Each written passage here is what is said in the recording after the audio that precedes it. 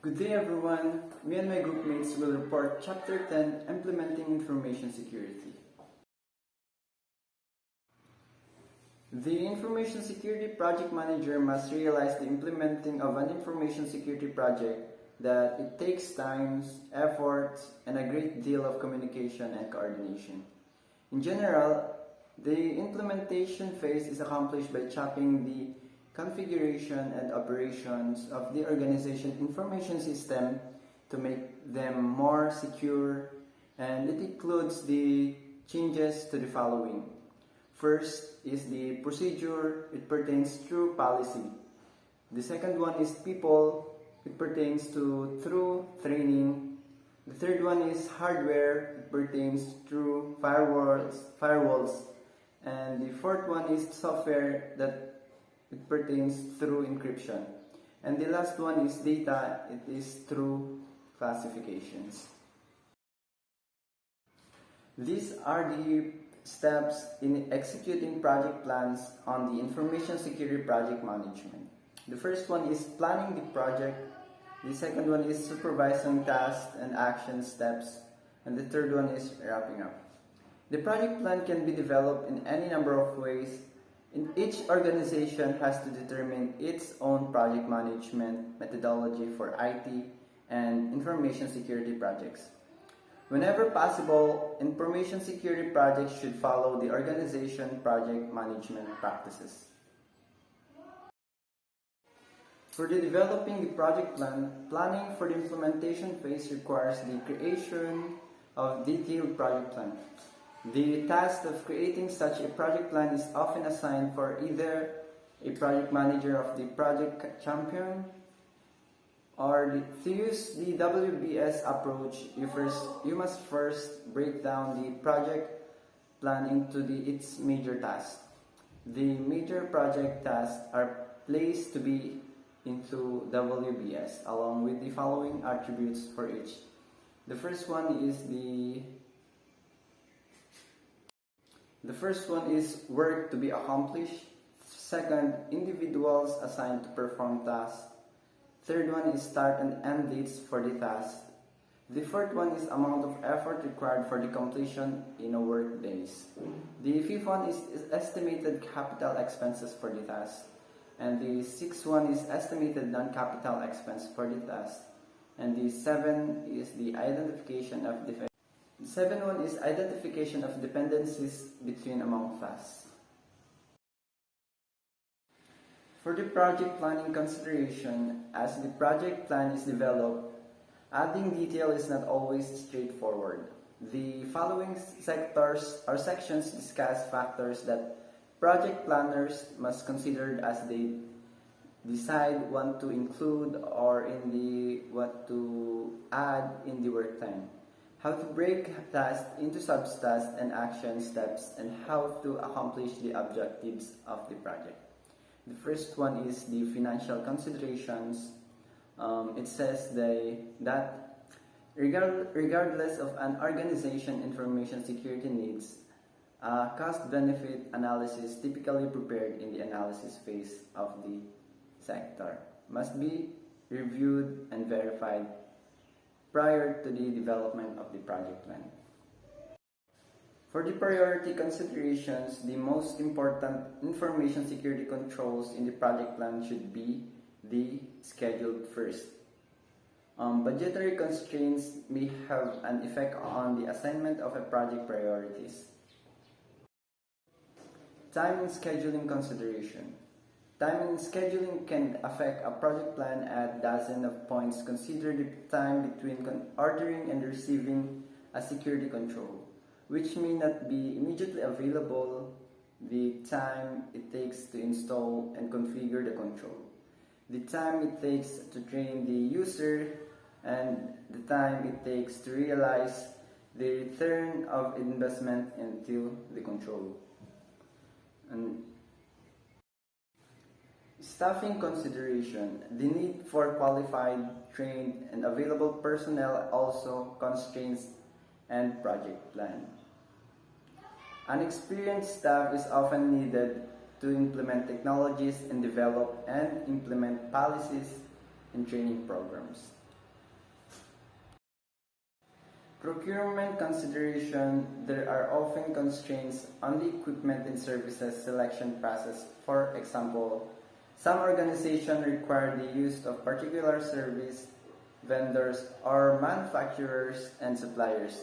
These constraints may limit which technologies can be acquired.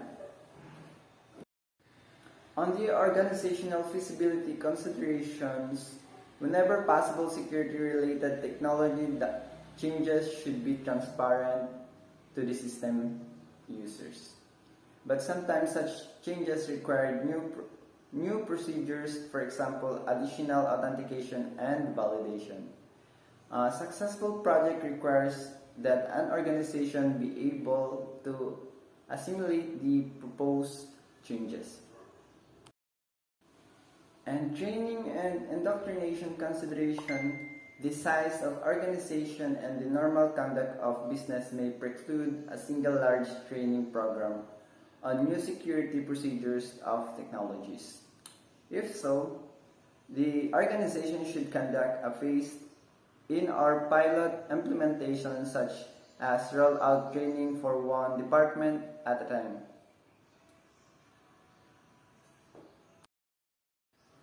For this scope consideration, project scope describes the amount of time and effort hours needed to deliver the planned features and quality level of the project deliverables. The scope of any given project plan should be carefully reviewed and kept as small as possible given project objectives. The need for project management. Project management requires a unique set of skills and true understanding of broad body of specialized knowledge.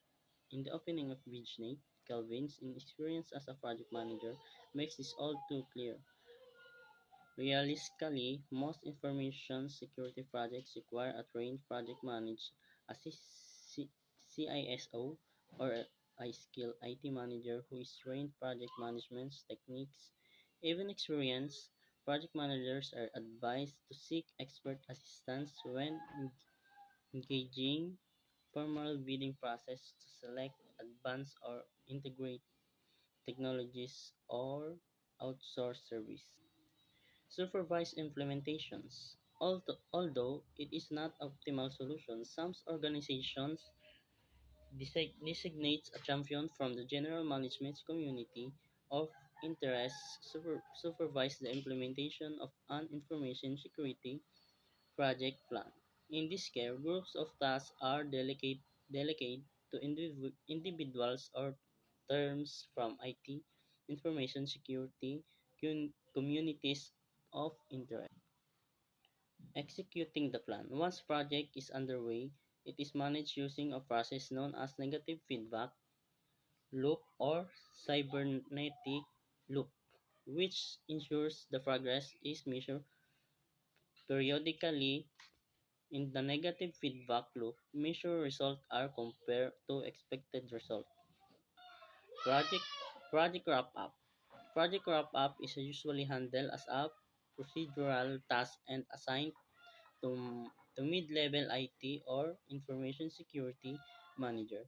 These managers collect documentations, finalize status reports, and deliver a final report and presentation a wrap-up meeting.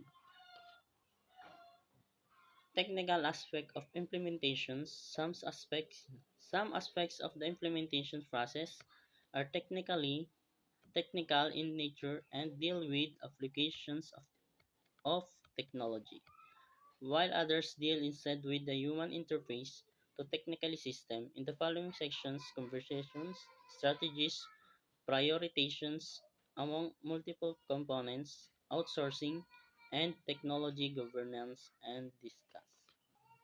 Conversations strategies. As the components of the security system are planned, revision must be made for the changeover from the previous method of performing a task to the new method. Just like IT system, information security projects require carefully conversations planning. In both cases, for basic approaches, use the changing from old system or process a new one are. Direct changeover, also known as going cold turkey. A direct changeover involves stopping the old method and beginning the new.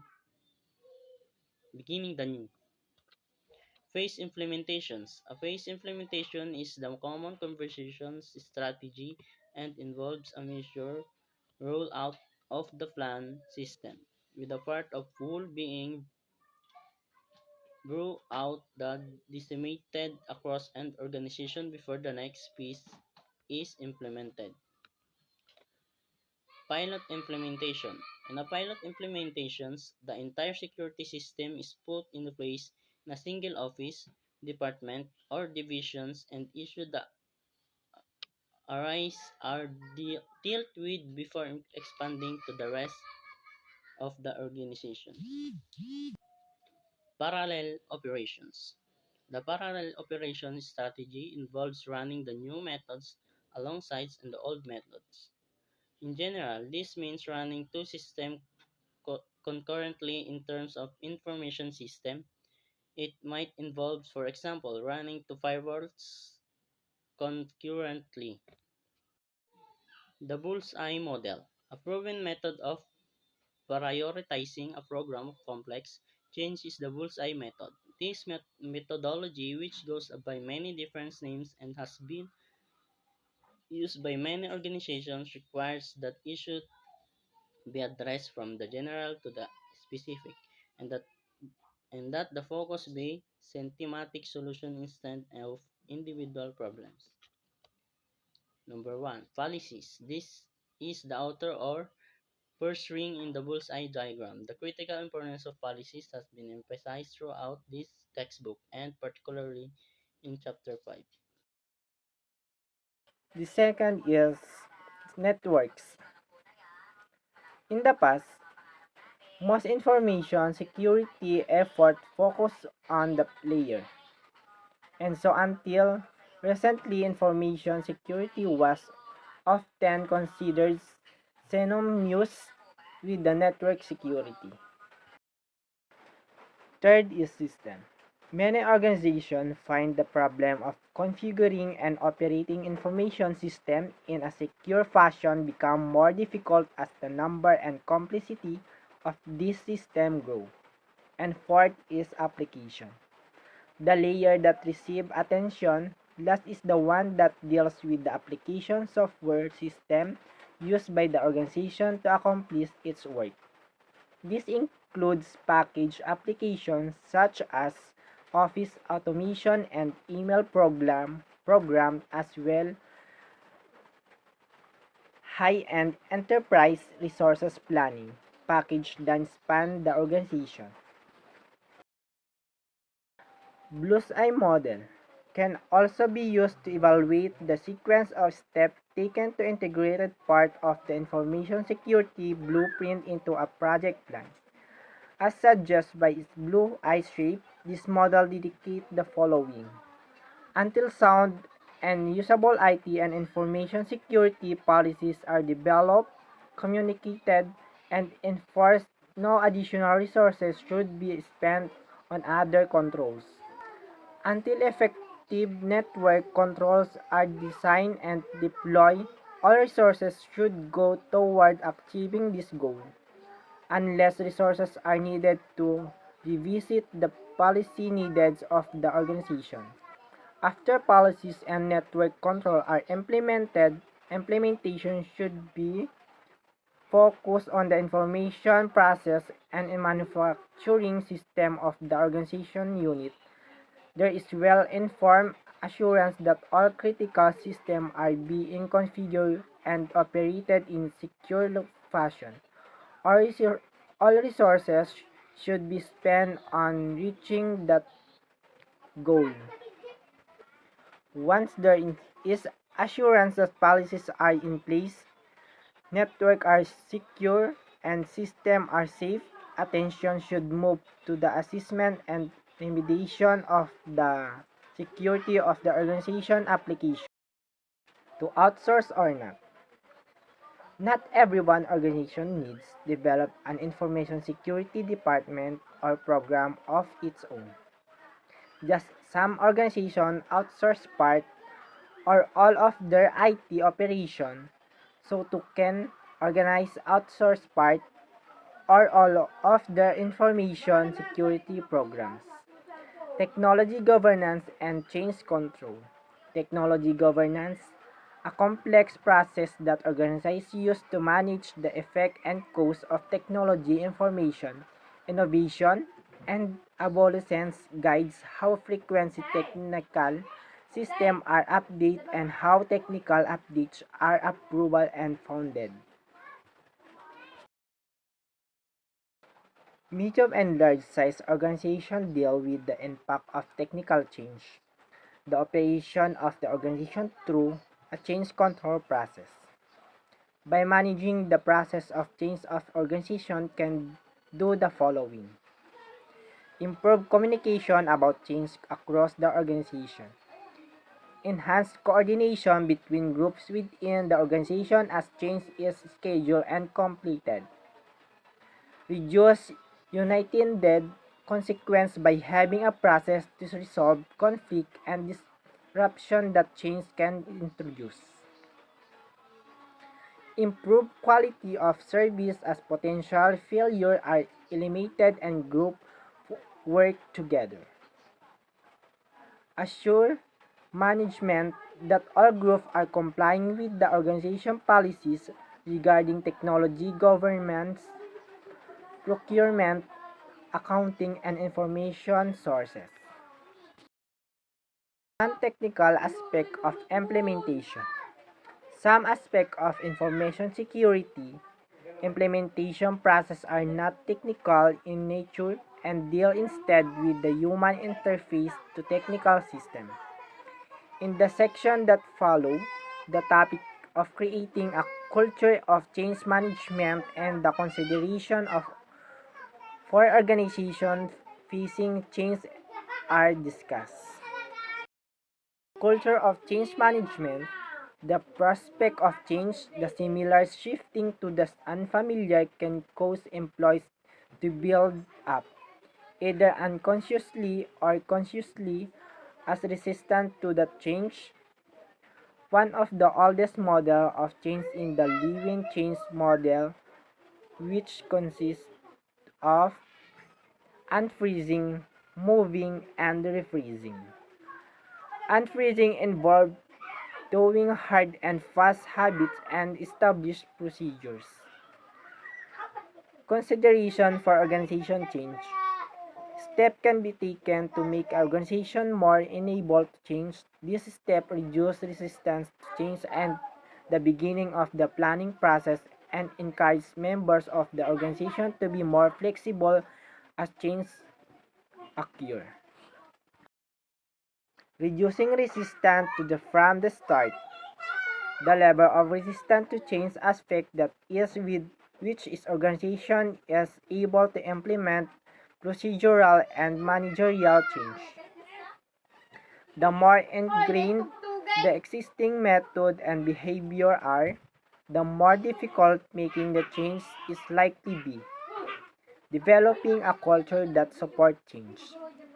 An ideal organization fosters resilience to change. This means the organization understands that change is a necessary part of the culture and that embarrassing change is more productive than fighting it. To develop such a culture, the organization must successfully accomplish many projects and the required change.